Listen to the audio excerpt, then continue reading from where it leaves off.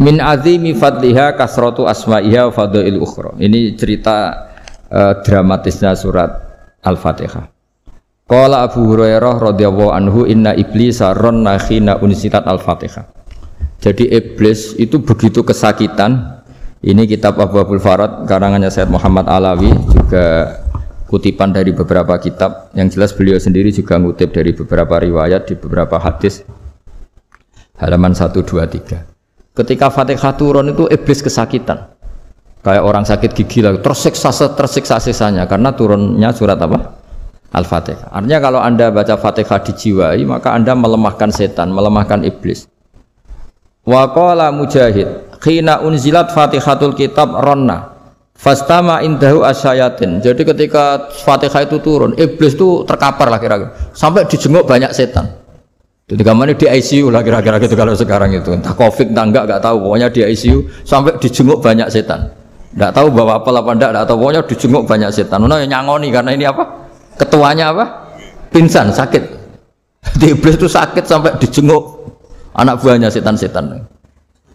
Ya semoga kalian semua tidak kenal setan. Kalau kenal berarti teman apa? Wa qalu misla dzalik wa qala lahum laisa mimma taquluna syai'un walakin unzilat suratun laisa ajru qailiha illa an harramahu alaihi nar jahannam. Saya ini bukan sakit fisik kata iblis. Kamu tidak usah jenguk saya, datangkan dokter terbaik, tidak usah. Saya ini tidak sakit fisik. Saya ini sakit karena ada surat yang diturunkan, yang pahala yang melafadzkan surat itu pasti selamat dari neraka. Padahal misi terbesar saya ini supaya manusia masuk neraka. Sekarang punya tamengnya. Wah pusing kan? Ya seperti orang lah goda sampean ternyata sampean setia itu kan pusing. Nah ternyata tidak setia itu yang akhirnya ribet kan itu. Jadi iblis itu cita-cita terbesarnya kan semua orang itu masuk neraka. Nah sekarang turun satu surat yang gara-gara surat itu siapapun yang baca dijamin selamat dari neraka. Jadi walakin unzilat suratun laisa ajru qailiha illa an harramahu alaihi nar jahannam. Karena jadi dia shock lah itu. Kalau orang di Jawa itu bilang shock. Aduh sial nasib saya ini umat nggak bisa saya goda lagi karena punya tamengnya tadi punya. Qad tolakaidukum wa makrukum. Rekayasa kalian sekarang itu tidak ada gunanya semua. Nah, ini alhamdulillah di Indonesia kelihatan kan banyak yang miskin, banyak yang susah. Tapi selagi mereka masih sholat, tuh keinginan mencari halal itu masih tinggi. Kayak apa kita di tengah kota, jauh dari anak istri, jauh dari tetangga. Biasanya kalau orang jauh dari anak istri, tetangga kan sakar PDW. Tapi yang soleh masih banyak, sudah jauh dari keluarga tetap lurus. Loh kalau yang dekat lurus kan wajar, konangan wong akeh kan. Ini sudah jauh masih lurus. Nah ini nggak lepas dari barokahnya surat apa? Surat Fatihah tadi. Jadi karena ada surat yang menjamin pelafalnya atau qailiha terbebas dari api neraka. Wa qalat as-sayatinu lahu is ayusai'an ta'muruna ya maulana. Faqala lahum idhabu wajtahidu hatta tukhfilu qulubahum hatta la yaqulu hadhihi surah. Lalu kita gimana? Jari para setan itu. Lalu kita gimana? Terus kata iblis, sudah bikin mereka lupa sehingga tidak baca lagi. Selagi masih baca kita pasti keok. Jadi kalau sampean sudah jarang baca Fatihah itu berarti sudah bagian dari kemenangan apa? Iblis. Jadi kalau sampean sudah jarang baca Fatihah itu berarti bagian dari kekalahan Anda, kemenangan iblis. Masih sering baca? Berapa kali? Terus apa lagi?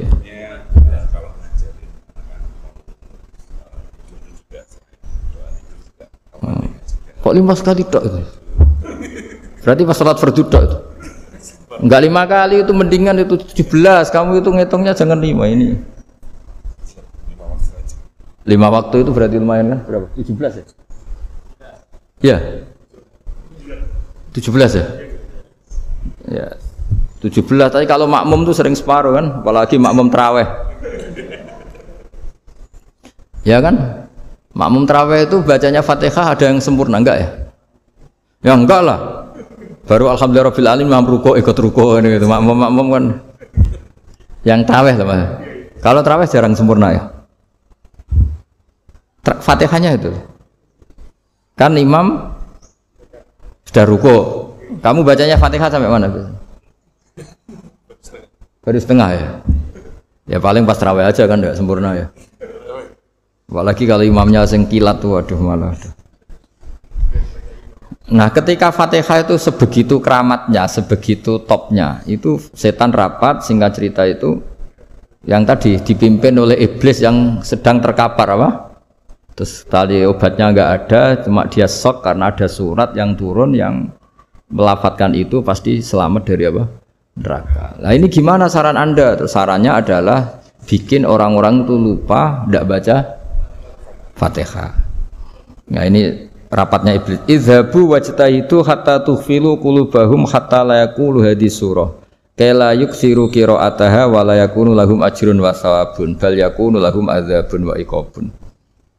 Jadi saya mohon selama ini Anda sudah baca, tapi mungkin hanya rutin saja. Napa rutin saja? Tapi barokahnya ngaji ini kamu punya kekuatan atau punya semangat membaca karena ini surat yang luar biasa. Ibarat gini, kalau sampean tanya, saya juga sering mikir, masa Gus hanya surat kok punya kekuatan seperti itu? Di dunia ini kata Allah, mulai Nabi Adam sampai kiamat, nggak ada yang bisa menandingi kekuatan kalimah. Kalimah itu kata-kata.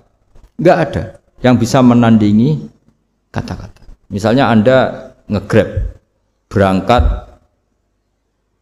istri cuek, berangkat cuek. Itu beda dengan ketika meskipun satu kalimat, wes Pak, muga-muga dilindungi pangeran, mugi-mugi jenengan selamat. Itu menjadi teduh dan semangatnya luar biasa karena kayak mendapat support. Jadi kira-kira kalimat itu hubungannya kita dengan Allah, Fatihah itu seperti itu. Kamu melafadzkan satu kata-kata yang dibenarkan langit bumi, dibenarkan aras, dibenarkan malaikat, dibenarkan semua penghuni di dunia ini. Sehingga itu efeknya luar biasa. Itu seperti gini ya, kamu cerai sama istri, terus nikah lagi katut babon. 10 tahun anak kamu dididik, ibunya benci kamu. Dan memang Anda layak dibenci. Dididik. Dan sampai nggak pernah manggil kamu Pak. Suatu saat kamu tentu rindu kan ingin dipanggil bapak oleh anak kamu. Suatu saat anak ini manggil kamu Pak E. Wah itu senengnya bukan main, hanya sebuah kata-kata. Makanya kadang-kadang orang itu tanya sama kiai, ijazah lafadz ini gunanya apa sih? Itu ijazah itu untaian kata-kata. Yang kata-kata ini dibenarkan langit dan bumi dan aras dan para malaikat sehingga efeknya itu luar. Nah ibarat seperti itulah, kamu melafadzkan Fatihah itu melafadzkan kata-kata yang dibenarkan Allah dan Rasul dan semua malaikat, semua penghuni langit. Maka ini efeknya pasti luar.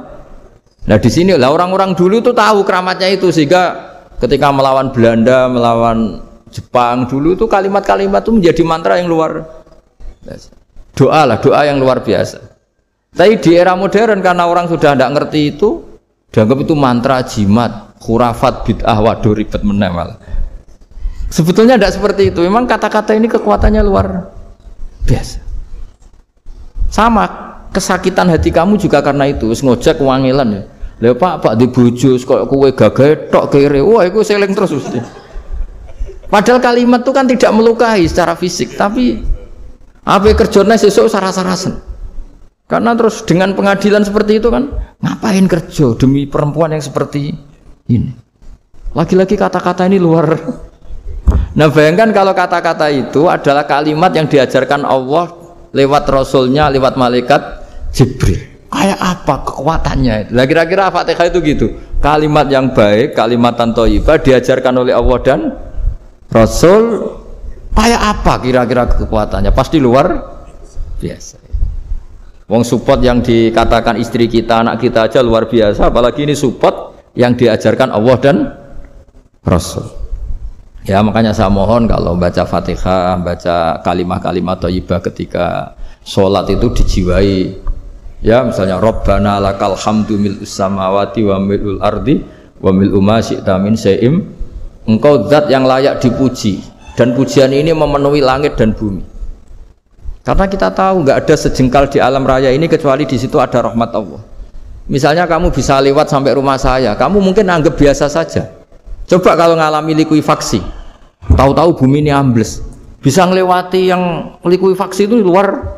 Tanyakan orang pernah ngalami likuifaksi di Sulawesi, itu melihat bumi bisa diinjak gak ambles itu, wah luar. Dan sampean nggak ngalami itu sehingga lewat bumi ya biasa aja. Coba kalau ngalami seperti tidur, biasa aja. Coba kalau ada gempa, bahwa bumi tenang ini sudah nikmat yang luar biasa. Masa kamu ngakui nikmat nunggu digituin? Ya kan?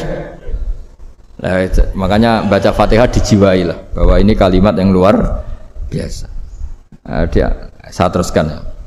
Warwa Muslimun fi sahihihi an Ibnu Abbas radhiyallahu anhuma annahu qala bainama Jibril alaihi salam qaidun dan Nabi sami anaqidan min fawqih fa fa'aru saufa qala hadza babun minas sama futihal yawma lam yuftah qaddu ilal yaum fanazala minhu malakun faqala hadza malakun nazala ilal ardi walam yanzil qattu illal yauma fasallim wa qala absyir binuraini qad uti tahuma lam yu'tahuma nabiyyun qablak fatihatul kitab wa khawatimu suratil baqarah.